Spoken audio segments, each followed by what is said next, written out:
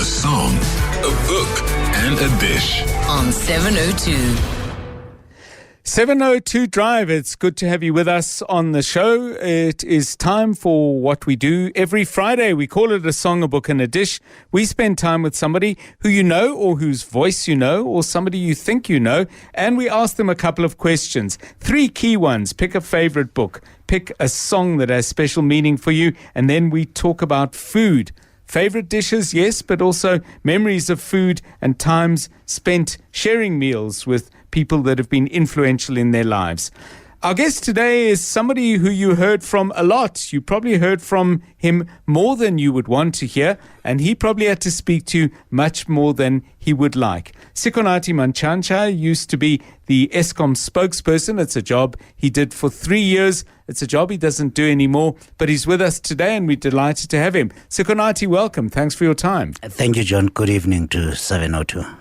I need to ask you, before we get into some of the themes that we pursue in this feature, just what the time was like for you after you stopped being Eskom spokesperson. Did you enjoy the quiet, or did you find it a little bit strange? John, I took a month break during March and went home to the Eastern Cape, and I really enjoyed the time. It was such a relief to not have to carry my phone all the time and keep looking at it and talking into the phone or typing away and answering all those difficult questions. Do people in the area, you're in the area near Coffee Bay specifically? That's correct. Okay.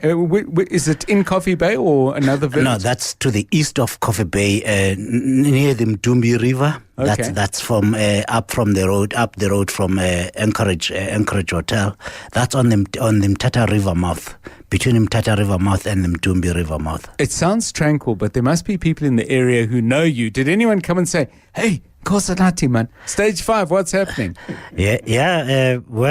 Because my voice had to be carried all over South Africa, yes, and on Umhlobo Wenene FM, people got to know. So I'm aware of this lady who would get out of her house and shout my grandfather's name, looking at my homestead, shouting all sorts of things when she had no electricity, demanding Mantshantsha must return the electricity. And did you run into her? And she wasn't shouting "Molo mhlobo wami" like the old Telkom ad. Far from it. Yeah. We always had great relations before then. Yeah. But when she got to know what I did for a living, and this was the time I was at Eskom, she really was annoyed a lot more often than she used to be with me. Okay. So tell us about the young Sikonathi Mantshantsha growing up in a rural part of the country. You go to school in Nkaleni, Pimbo Junior Secondary. What kind of young boy were you? Were you scholarly, studious, naughty, John, talkative? All of us there probably do the same thing. We would go out and play soccer with our friends, both at school and in the village, and we had goats, cattle, and all the domestic animals that you had at home. And I had that exact duty myself. Of course, the school was quite a walk, 20 to 30 minutes walking to school. Okay. On your way to school, you drive your cattle into the veld, and on your way back, you get the cattle back. But in summer, you had many other things to do. Pick fruits, the guava trees growing all over, and you had to cross rivers, and of course we enjoyed a lot of swimming, and got into trouble with the parents at some point when not all the animals would be back home by sunset.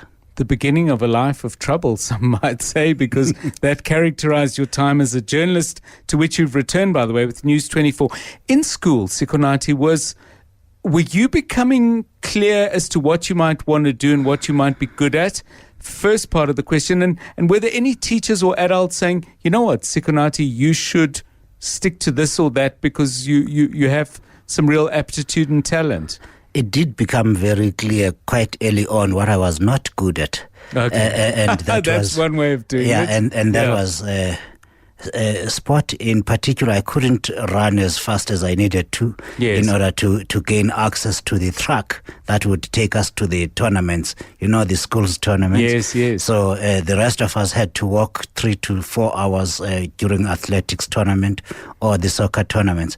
But I did manage to get a bit of boxing done and stuff like that.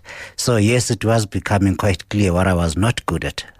Tell us about high school years then. I mean, you moved to Davidton, so suddenly from quite a tranquil, difficult, I'm certain in its own way, rural life, but now you're very much an urban young man. What were you good at there, and where were your interests starting to move at that time of your life? So my mother lived in Davidton, that's to the east of Benoni, where she worked while I was growing up at home with her parents in the Eastern Cape.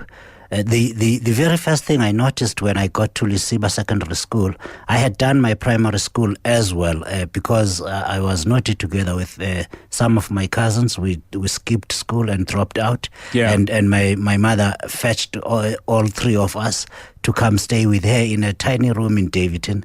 That's why I did 2 years of primary school, Gwenzigana. Okay. Yeah, at Gwenzigana Primary School. And when she thought we were now back on the path to being responsible young people again, she allowed us to go back to our grandparents on the Eastern Cape. But I had to do my high school there in Davidton. The one thing that I picked up, and this is probably where I knew, well, I didn't know, but this is where the signs could have been. I wouldn't walk past any book or a piece of paper lying on the floor in the streets of Davidton. I would pick up and read. Yeah. And it didn't matter what the story was. Just like I had at Mpimbo back home in the Eastern Cape, I read all the funny books that were packed away in the cupboards and boxes at the back of the class that no one knew what they were all about. I read all of them and I enjoyed the stories. So if a book was there, if the written word was in front of you, you would devour it. You've read, I'm sure, many, many books. You gave us a choice of 2 for your book choice, but I'm going to focus on one because interestingly, you've chosen fiction. You've chosen Zakes, Wayfarers, Hymms. It's a story that moves from a rural area to the cities as well, around the very familiar forces that people know from the history of our country. What about that book, and what about Zakes do you particularly love? John, that book, anyone that wants to get a clue, you were talking about illegal mining earlier during the activities. That book really tells the story of the illegal miners. Of course, this is fiction. It's dramatized version of illegal mining, and it's the gangs, the fight amongst the gangs, and Zakes tells the story from the point of view of the Lesotho people from Lesotho. It's both music, the followers of the great musicians there, who then become leaders of these illegal mining gangs in Johannesburg, in the old mines of Johannesburg, in the Free State, and in the Northwest. It's really a very well written book, and it just tells a great story of South Africa. It's got the rurals in it, it's got the urban centers, but it's also got the violence that we experience on a daily basis. Sometimes you actually forget you are reading fiction. You think he's reporting on the many incidents that have become all too familiar now. Zakes Mda has written many, many books. This is one of his most recent, published October 2021, Wayfarers, Hymms. We asked you to choose a dish, and you said, too many. I love food. So let's go back a little bit. Davidton, Transkei, what was mealtime like? I mean, obviously you've described in the Davidton part of your life a very constrained environment, 4 of you in a single room, perhaps a little bit more space when you were back home in the Eastern Cape, in Transkei. But the role of meal times in your growing up, what part did they play? So that is still the the situation for many South Africans, far too many South Africans today. You get your plate of pap and chicken, if you're lucky, some cabbage on the side, or indeed, if you're lucky, you get a piece of chicken. Otherwise, it's spinach and pap, and you have to eat this with your plate on your laps, and you all sitting around the room talking, and there's nothing fancy at all. Of course, Sundays are a different matter altogether. I see Mvangeli Nzuza here nodding his head. Yes. Sundays are a different matter altogether. I don't think black people have yet agreed whether it is several colors or it is 7 colors. That meal of many colors and many things in it. Again, in our case, each one is sitting with their plate on their lap, and at that point, then you're using a spoon, not your hands, as you would ordinarily with pap, which you would eat with your bare hands. That's how I grew up. In the Transkei, it's a different story altogether, John. You go to school, and we had one big kraal where the family's livestock would be headed or would be constrained during the night. So all the young men who had been driving the goats and the cattle back home, once they have latched them in, you go into the house. Grandmother one, dishes up. And something beautiful such as umngusho, as you would know, that's Sampen Mills in the Eastern Cape.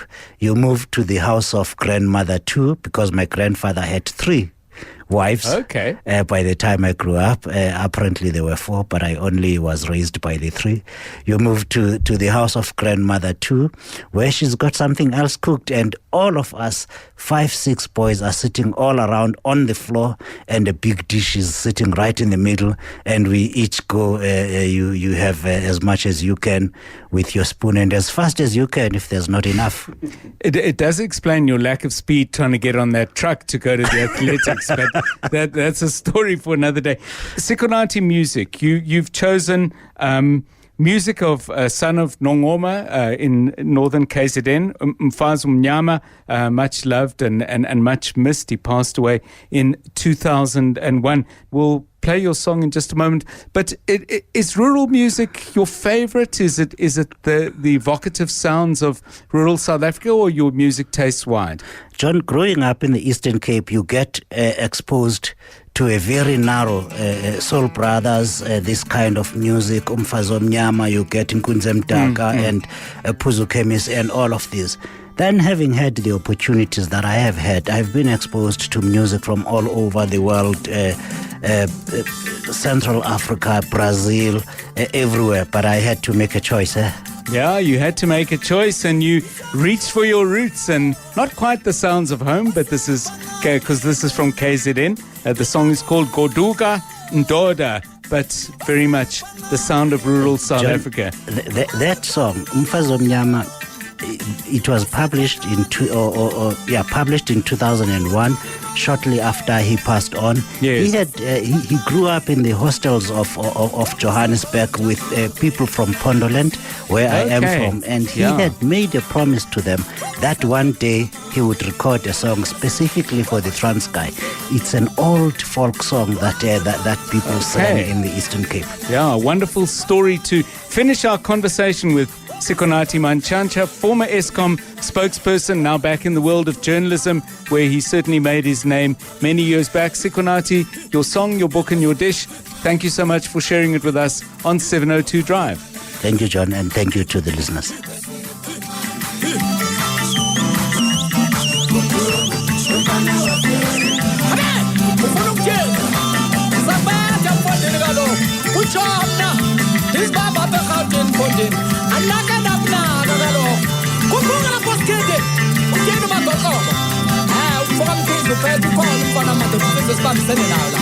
Athi la utholo zilukho nabana uxola nifora. Hosh ikipeka nje mfana.